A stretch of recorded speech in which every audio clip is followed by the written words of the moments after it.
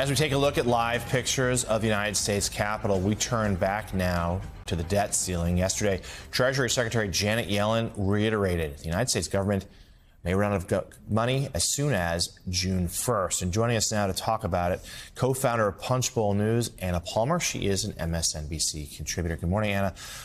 This is a big moment, to say the least. President Biden back from the G7. He and Speaker McCarthy are set to meet at the White House later today. Looks to be just a one-on-one meeting. No other members of leadership there. Break down where we are in terms of what are the main issues that are still holding back a deal.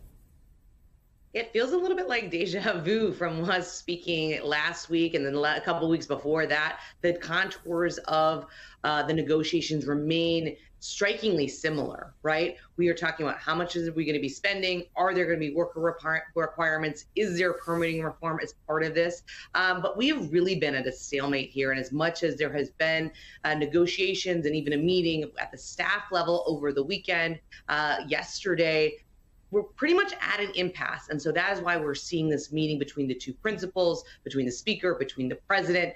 Today, it is really unclear, though, because I don't quite see what is going to change here when the two principals meet in terms of actually getting to a deal, and we are 10 days out. So that's what's the most important thing to think about, right? We are 10 days from a deal, and that means that if you really want to put something together so that we don't default on the debt, then you're talking about really coming to a deal so that it can get to the House in the next couple of days.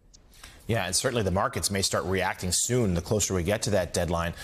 So I wrote over the weekend about how the White House approached this with it sort of how it's always done, trying to sort of work in a bipartisan fashion. They're risking alienating the left. They want to prioritize deal making. They feel like they'll be rewarded by voters for getting a hard thing done. They'll forget sort of the Beltway noise that came along the way. But it was striking, Anna, like how the rhetoric really changed in the last 24 hours. White House really blasting the Republicans and how they've been handling negotiations. The GOP returning fire.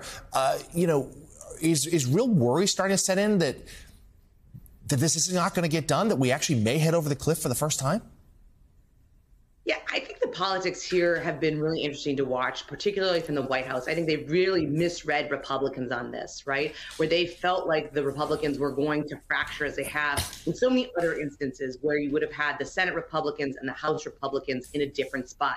So far, they have stayed together in a really pretty amazing way behind Speaker Kevin McCarthy. And you have also the pressure that Democrats and the president is having with the left flank, right? Where you have all of a sudden a lot of the progressives saying, let's do the 14th Amendment. That is the strategy we should never have even gotten into negotiations to begin with. And so I think when you look at the push-pull here from this administration, how does Biden thread the needle here? I think that is going to be the big question. And I do think that when you look at what the markets did last week, right, they were almost like they felt like a deal was baked in.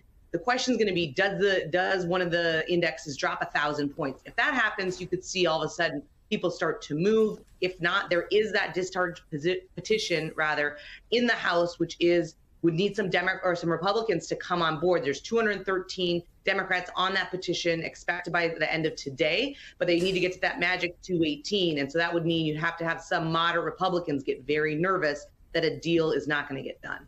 Yeah, the two things that White House aides concede caught them by surprise, as you say, Republican unity, because McCarthy took so many votes to even become speaker. They thought he wouldn't be able to hold the conference together. But secondly, they just thought they'd have a little more time. The X-date came to early June. They thought they'd have till July or August. That certainly impacted the president's foreign travel there. And one more for you. Even if a deal is struck between McCarthy and Biden, if not today, but in the coming days, they still got to get this through the House. And is there a sense that McCarthy is at the moment where maybe the conference could fracture, that if he makes some sort of deal that's deemed unacceptable to those on the far right, well, they're going to need some Democrats then to vote for that? What's the calculus look like? I mean, they're probably going to need some Democrats to vote for any kind of a deal. Let's be clear here. Kevin McCarthy is dealing with a 5-seat majority. And the fact that you've already had a lot of the House Freedom Caucus members say that they aren't going to vote for anything except for the Republican plan in the House, which is just a non-starter for Democrats. So I think the bigger question is, can Biden not only get a deal with Republicans, but then can he appease Democrats on a lot of things that they are probably not going to want in order to get many of them to vote for this package? not only in the House, but also in the Senate. And there's been this thought that maybe Senate Minority Leader Mitch McConnell will interject himself into the negotiations, save the day, even for a short-term extension. But no sign that's coming. Co-founder of Punchbowl News, Anna Palmer, great stuff as always. I'm certain we'll be speaking to you again soon.